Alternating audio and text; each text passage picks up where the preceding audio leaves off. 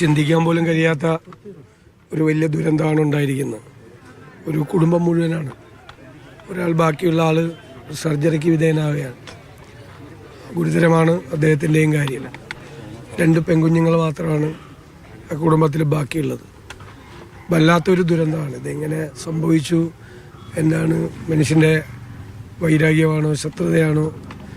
അത് പോലീസാണ് വെളിപ്പെടുത്തേണ്ടത് മുഴുവൻ കാര്യങ്ങളും. ഇതിനു മുമ്പ് തന്നെ കുടുംബം പല പ്രാവശ്യം പോലീസിൽ പരാതി നൽകി, തുടർച്ചയായി പരാതി നൽകിയെന്ന് പറഞ്ഞു. അപ്പോഴല്ലേ ഇയാളെ വിളിപ്പിച്ച് നല്ല നടപ്പ് നടക്കണമെന്ന് ശാസിച്ചു വിട്ടതായിട്ടാണ് അറിയാൻ കഴിഞ്ഞത്. പക്ഷേ ഇത്രയും വലിയൊരു പ്രതികാര മനോഭാവത്തോടു കൂടി നിരന്തരമായൊരു കുടുംബത്തെ ശല്യപ്പെടുത്തി അവസാനം ഇത്രയും ക്രൂരമായൊരു കൊലപാതകത്തിൽ ഇത് അവസാനിക്കുമെന്ന് ഒരിക്കലും ആരും കരുതി കാണത്തില്ല. എന്തായാലും പോലീസ് ഇതിൻ്റെ ബാക്കിയുള്ള ചുറ്റുപാടുകളെ കുറിച്ചുകൂടി അന്വേഷിക്കട്ടെ. എന്ത് സാഹചര്യമാണ് ഇത്തരമൊരു ക്രൂരമായ കൊലപാതകത്തിലേക്ക് നയിച്ചത് എന്ന് പോലീസ് തന്നെയാണ് അന്വേഷണത്തിന് ശേഷം പറയേണ്ടത്. മാനസിക പ്രശ്നമാണോ, ലഹരിയാണോ, അതിന് വ്യക്തത വന്നിട്ടില്ല. പക്ഷേ പോലീസ് പറയുന്നത് റൗഡി ലിസ്റ്റിൽ ഉൾപ്പെട്ട ആളാണ്. മാസം മാസം വീട്ടിൽ വന്ന് പരിശോധന നടത്തിയിരുന്നു. ഇയാൾ ബാംഗ്ലൂർക്ക് പോയതടക്കം പോലീസിന്റെ നിരീക്ഷണത്തിലുണ്ടായിരുന്നു.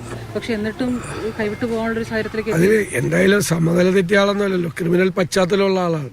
ക്രിമിനൽ പശ്ചാത്തലമുള്ള ഒരാൾ നിരന്തരമായി ഒരു കുടുംബത്തെ, ഞങ്ങളുടെ ആരെയും ശ്രദ്ധയിൽപ്പെട്ടിട്ടില്ല. ഞങ്ങളുടെ ആരെങ്കിലും ശ്രദ്ധയിൽ അത് പെട്ടിരുന്നെങ്കിൽ തീർച്ചയായിട്ടും നമ്മൾ ഇടപെടുമായിരുന്നു. പോലീസിലെ മുതിർന്ന ഉദ്യോഗസ്ഥന്മാരോട് സംസാരിക്കുമായിരുന്നു. പക്ഷെ പോലീസിൻ്റെ മുമ്പിൽ ഇത്രയും ഉണ്ടായിട്ടൊരു ക്രിമിനൽ പശ്ചാത്തലമുള്ള ഒരാൾ ഒരു കുടുംബത്തെ നിരന്തരമായി ഇങ്ങനെ ഭീഷണിപ്പെടുത്തുകയും ഒക്കെ ചെയ്തുകൊണ്ട് ഇപ്പോഴാണ് പുറത്തു വരുന്നത്. ഇപ്പോഴാണ് ഞങ്ങൾ പോലും അറിയുന്നത്. ലോക്കലായിട്ടുള്ള ആളുകൾക്ക് പോലും അതിനെക്കുറിച്ച്, പഞ്ചായത്തുകാർക്കോ മെമ്പർമാർക്കോ ഒന്നും അതിനെക്കുറിച്ചുള്ള ഒരു പൊതുപ്രവർത്തകർക്കോ ആർക്കും ഇല്ല. ആരറിഞ്ഞാലും ഞങ്ങളെല്ലാം അറിയുമല്ലോ. അങ്ങനെ അറിഞ്ഞിട്ടില്ല. പക്ഷെ പോലീസിന് അറിയാമായിരുന്നു. അപ്പോൾ എന്തുകൊണ്ടാണ് അത് അതിലേക്ക് നയിച്ചത് എന്ന് പോലീസ് തന്നെ പറയട്ടെ. അവരുടെ അന്വേഷണം നടക്കുന്ന സമയത്ത് അന്വേഷണത്തെ തടസ്സപ്പെടുത്തുന്ന രീതിയിൽ ഞാനൊന്നും പറയുന്നില്ല.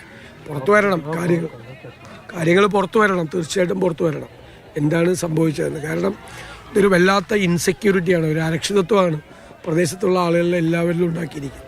ആർക്ക് വേണമെങ്കിൽ ആരുടെയും വീട്ടിൽ പോയി, ആർക്കും ഒരു സെക്യൂരിറ്റി ഇല്ലല്ലോ. ആർക്ക് വേണമെങ്കിൽ ഇപ്പോൾ ലഹരി മരുന്നിന് അടിമയായിട്ടാണെങ്കിൽ ലഹരി മരുന്നിന് അടിമയായിട്ടുള്ള ആളുകളൊക്കെ ഓരോ വീട്ടിൽ ഇതുപോലെ കയറാൻ പോയല്ലോ. അവരുടെ വൈരാഗ്യവും പ്രതികാരവും ഇതുപോലെ തീർക്കാൻ പോയല്ലോ. അപ്പോൾ നമുക്ക് ആർക്കും സുരക്ഷിതത്വം ഇല്ലാത്ത ഒരവസ്ഥയിലേക്ക് പോകും.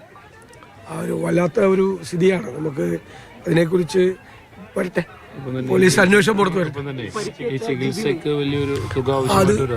അത് ഇപ്പോൾ ഞാൻ ഗവൺമെന്റിനെ കൂടെ സമീപിക്കും. ഇല്ലെങ്കിൽ നമ്മളത് ചെയ്യും. ഇപ്പം തന്നെ ആശുപത്രിയിൽ വേണ്ട ഏർപ്പാടുകൾ ചികിത്സയ്ക്ക് വേണ്ടിയിട്ട് ചെയ്തിട്ടുണ്ട്. ഞാൻ തന്നെ നേരിട്ട് ബന്ധപ്പെട്ട ആശുപത്രിയിൽ ചെയ്തിട്ടുണ്ട്. സർക്കാരിൽ നിന്നുള്ള സഹായത്തിന് വേണ്ടി ശ്രമിക്കും. അത് കിട്ടിയില്ലെങ്കിലും അത് ഞാൻ തന്നെ അത് നേരിട്ട് ചെയ്യും. കുഞ്ഞുങ്ങളെ 2 പെൺകുട്ടികളാണ്. തീർച്ചയായിട്ടും അവരുടെ വിദ്യാഭ്യാസം ഉൾപ്പെടെയുള്ള കാര്യങ്ങൾ ശ്രദ്ധിക്കും.